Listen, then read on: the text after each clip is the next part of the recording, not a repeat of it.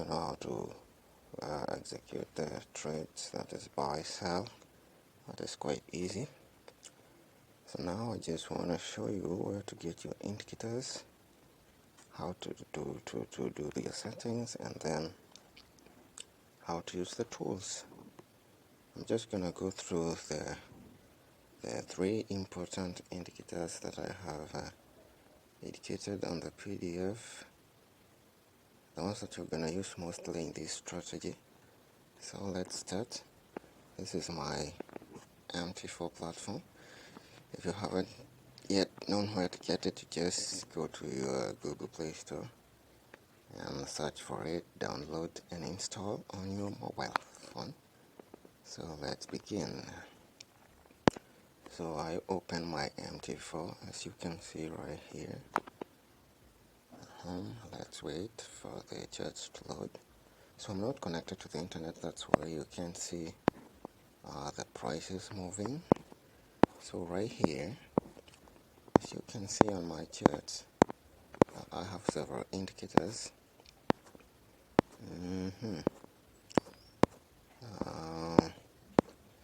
Let me find a clear spot. So the one on with pink, I don't know if it's pink or what. I think it's pink or purple. This is my 200 EMA. By EMA I mean exponential moving average. So generally they are called moving averages. So there are several types. You find there is exponential, there is simple, there is the other one called weighted, and also there's another one called smoothed. So for us, you're gonna use the exponential because it's, according to the experts, it's the most accurate for identifying the threats. So the pop one is a 200 one. The the other one, I don't know what color is this. Aqua, I think it's aqua, if I'm not wrong. That's the one that looks greenish or bluish. So the other one is 50. So these are the moving averages. You can see how they move as the price goes. So they cut across each other when the prices go upwards. So you know that the trend has changed to the upwards. When they cut across downwards, you know that the trend is going to the downside. So okay, and here down here we have another indicator on this window below here. This one is called the RCI. This one we are not gonna use it, but it's good to know how it works. So most people use it as an indicator to show the overbought and oversold levels. So on the RCA is above 70 or 80, according to the settings that one is comfortable with. When it's above 70, that's when we see it's overbought. And when we say overbought, we mean that the market is exhausted on moving to the upwards, so chances are it will move to the downside. When the RCA is below 30, that means the market has oversold, so it's exhausted, moving to the downside. So most probably it's likely to reverse to the upwards. So with that one, you can only use it together with other indicators. You can not just rely on that, because sometimes, let's say for example, when the trend is upwards, if you trade this, if you trade the overbought, most of the times you're gonna fail, because it will continue moving upwards strongly and you're gonna lose your trade. So always use it together with other strategies and indicators to confirm your entries, not just solely relying on that one indicator. Then we have the Fib tool, the Fibonacci tool, this one right here, the one with percentages, the one with the numbers, these numbers right here, 116.8, 50.0, 38.2, 23.6, and then 0.0. So that one is what we call the Fibonacci. So that one is used to measure the pullbacks. So on the PDF I've said that um, a pullback or a retracement qualifies to be a pullback if and only if it's between these levels, between 38 and 61.8. Most of them will hit 50, around 50. So what the market does is it will just first it will come hit 38, then go up, retest the high points where it came from, then come back and hit 61.8. That one is the end most of the times. But remember, nothing is cast on stone, so it might even come up to 100. So that's why it's important to use a stop loss. So at 61.8, that is what most of the time, 90% of the time, the market will reverse there, right there. So the trick here is to know how the price moves and how the market moves. So first, when you know that a rally is over or a fall, so you measure from here, from where the price started up to the end of that move, then expect it to come down up to 61. So it will not just come straight away to that level. So first of all, it will come hit 38, bounce off, and then pretend to be moving upwards so as to track to accumulate more orders. And then most people, especially newbies, will just execute their trades right here. So scalpers should win some profits if they exit at 0.0.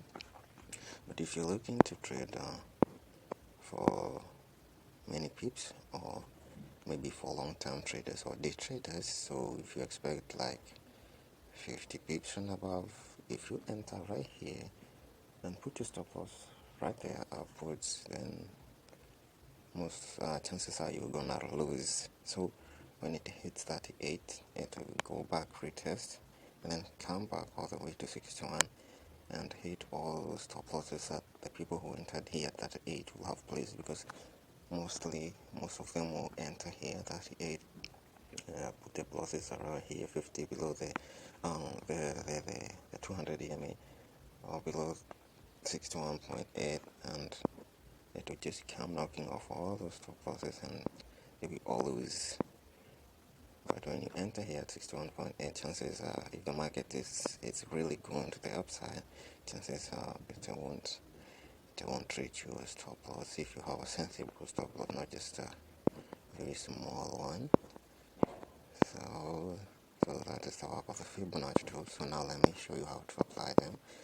I don't know if I'm gonna delete all of them and then redo them again, or what am I going to do? So okay, let's see. I want to read mine here. I don't want to do the work again. I'm just gonna show you where to get them and how to set them. So to get your indicators, you either click on this F right here. This is where you get your indicators. All when you tap on your screen, you'll see the round thing here, the circle thing here. You click on this same. It's the same here. The F, it's the same. Click on that, and then you'll see two windows.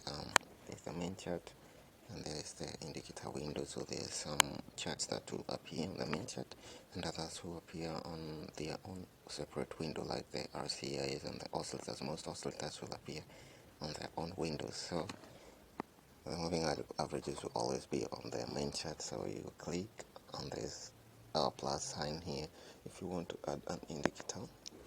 So you'll find various indicators right here. They are classified according to what they do. So we have the trend indicators. We have several of them. Average direction movement index. This one is called ADX. We have the Bollinger Bands. We have the envelopes.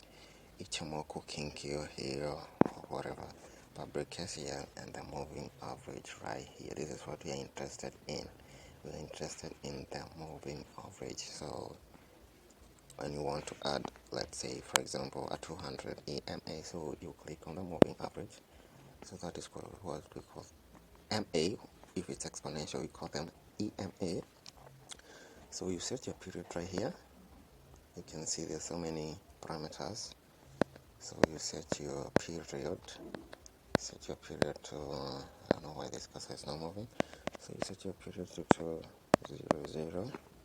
Then you have shift. you let it be 0, let it remain like that.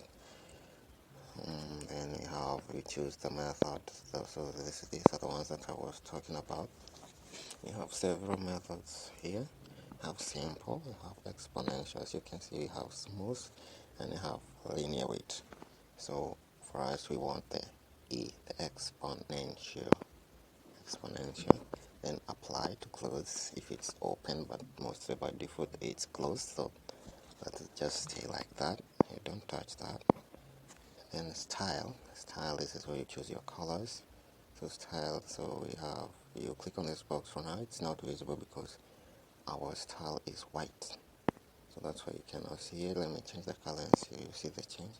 So this is where you select your color. Select the color that you want. So the color should be different. The 250 EMA should have different colors for easy identification. So then we have the pixels. So this one will deal with the size of the width of the thickness of that line, not actually line, a curve, the thickness of that curve. So 1 pixel, 2 pixel according to your choice. So mine is 4 pixels so that I can spot them clearly when they are doing the crosses and when the process goes below or above them. So you can set yours to 3, 2, 1 according to how comfortable you feel. And then the levels. The EMAs don't have levels. So the levels are only found on Fibonacci tools and others like the RSI and others. So that is how you do your settings of your moving average. After that, now if you're done with everything, you click done. When you click done, you'll see your indicator right there. Mine didn't appear because it was overlapped with the pink one. So let me change that to a different.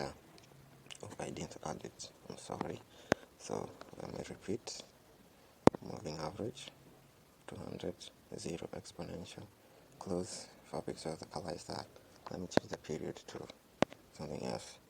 300. So that it can appear on my chart. I don't want to choose my indicators right now. So so see, did you see this?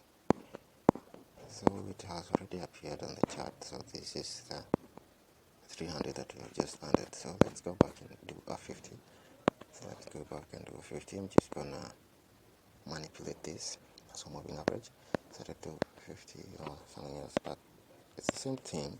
You do them all like that. So I don't think there's any need to repeat that. So then I'm gonna remove that. I don't need a 300 one. So to delete it, you just long press on that indicator, and then this window here will pop up, and then to have the options to either edit it or just delete it. So I'll just do this, delete, and it will be gone. You can also do this, hit this delete the symbol right here, this delete icon up there, and then select if you want to delete many at the same time, and then select all those that you want to delete, and then hit it again. Do that equal signs over there, and they will all be gone, right? I'm not going to remove mine for now. So now let me show you how to do the fib tool. Fibonacci, you go there on our F plus, look for fib, I'm sorry, fib is not an indicator, it's a tool. Fibonacci tool, oh my god, I'm sorry for that. Fib is a tool, it's not an indicator. So you click on the circle, click on this circle, and then click on this thing. I don't know what symbol is this. Some sort of a triangle and a circle and a square. Or it's used several symbols that are available. All these symbols, you see them. You can find a circle over there, a triangle, and a square or a rectangle, whichever you want to use. So all these are the tools that are on my chart. they appear here. When you add a tool, it will appear here, and you can manipulate it the way you want. So you can see that most of them are Fib tools, Fibonacci, and rectangles. All these are what I use, and then there are thread lines to mark. Thread lines mostly I use to mark the resistance zone, and we call them support and resistance, and then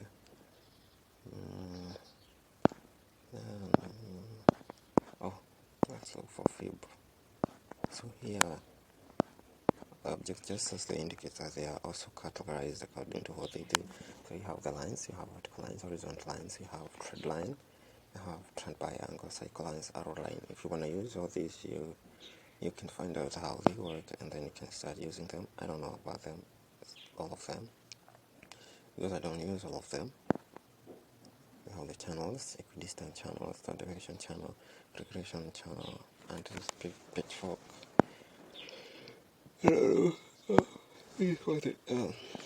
Sorry for that. So you have ships. For the ships, you're going to be using the rectangle. So if you want to add a rectangle, this is what you do. But then first of all, you have to use the Fib tool. You select your Fib tool. You know that it has appeared when you see this F over here. Then you pull it, tap on your screen from where you want to start the Fib tool. So let's say I want to mark this move right here. I tap over there, and then slide upwards like that. Easy. You slide like that, and you'll have your Fib tool up to where you want to measure. So let me do an actual move. I want to measure this move right here from the top here to the bottom side here. So we start from here. Hey, why is this now moving? Sometimes on the phone it's very stressful. So if you have a laptop, that's better. On a desktop computer, it will be easy to use this stuff. Because on the phone, sometimes it's quite cumbersome. So this is the end. You can see a small window over there which shows you the end, on the end point of the move. And then I'm done. So you can see now with the retracement move. So right now the price is already, this retracement is about 23%. So we will wait until it's 38. So we expect it to come here, hit 38, then back down here, and then up to 61.8, and then reverse. But right now it's not gonna go down much because our trend is an uptrend. You can see that the 50 EMA is above the 200 EMA, so this trend is an upward trend, so we can trade against the trend. Not now. We cannot take that risk. So that is how you use your Fib tools. You select it from here, like that. Then on this plus sign, you click there, then you scroll down, you find Fibonacci. There are quite a number of them. We want to use the first one, Fibonacci retracement. You click on it, you find the icon over there at the corner of your screen, the right corner of your screen, and then tap on your screen from where you want to start it, from, and then slide, and then slide to the direction you want it to measure. Slide like that. Slide, easy. Slide. You can also change these levels if you're not comfortable with levels. So let's say at some point you'll be experiencing these markets, and maybe you come up with your own strategy or something of that sort. So you can change this. So you long press on that Fib tool, and then a window will pop up at the top of your screen with two symbols, one for edit and the other for delete. If you want to delete, you just tap on that. If you want to edit your Fib tool, you click on the edit tool, and you find so many options right here. So you have parameters. You can change the name. You can call it whatever name you want to call it. You can change the color here. You can change the thickness of your Fib tool, and the levels. The levels are here. You can see it has so many levels: 0, 0, 0.2, 3, 0.3. These are percentages. So you can add as many percentages as you wish. So that is all about FIP2. So let me delete this because I don't need it right there. Even this one, I don't need it there on that chart. So let me show you how to do a square like this one right here. So use this one to mark I use this one to mark this level 30 to 50 where the price should bounce back, and you can see it respected quite well. The price came down, we came down, hit the end, and then we expected a pullback. So that's what the price did. So the price came at 38, as I told you what it does. Almost hit that 8, but didn't hit it. Came back again to the downside, and then all the way to 61.8. You can see how accurate that is. It just threw pins to try and reach my stop loss. So it hit 61. So this is where you execute your trades, and then let's just talk about that. And then came here, and you see this was the news. There was some news here. There was an economic event. I don't know what it was. You can see that even this strategy sometimes you can use it to trade the news, because the news just came to confirm the movements. So I placed my trade right there. The news came and I got my 50 pips just like that. And that was against the trend. So right now, what I can just do is trade above. So the price came down, up again, retested. Now you're moving up. Now if I want to trade, I can draw another square right here.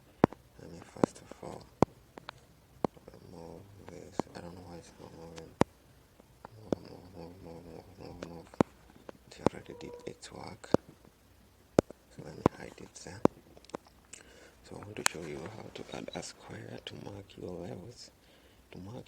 So let's say we are trading to the upside. So what we do is this is our move, a rally. So we want to mark the 38 and 61.8. So that's what we do. Click on our screen. We want a flip tool. No, a square. You already have a flip tool right there. I want to add a square to mark the level so that when the price hits there, you can easily see that. You see that it appears on your right screen, on your right corner of your screen. So you just tap on your screen and then slide, just like the flip tool. And then we want to mark 38 is right there. We place one side on that, and then we pull it down. We pull it down to 61. So 38, 61. So we expect the price to so for the completion of that move, we expect the price to come up to 61.8.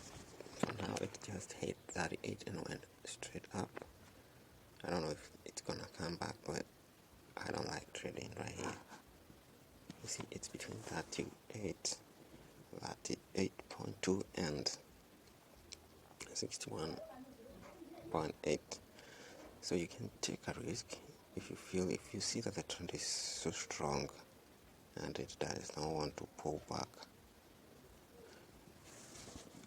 You can just trade at 38.2. That qualifies to be a good retracement, but I like doing the 50s. I like doing it inside this box. Or wait for it to come inside the box and then out. That's the safest for newbies, especially if you're not experienced. But when you get experience, you can just be trading everything from 38 and then just put your stop loss. I mean, most of the time it will hit, but you won't lose much because you should have your stop loss and you will take profits at a risk reward ratio of more than 1 to 2, above 2, 3, 4, yeah, like that, 1 to 2.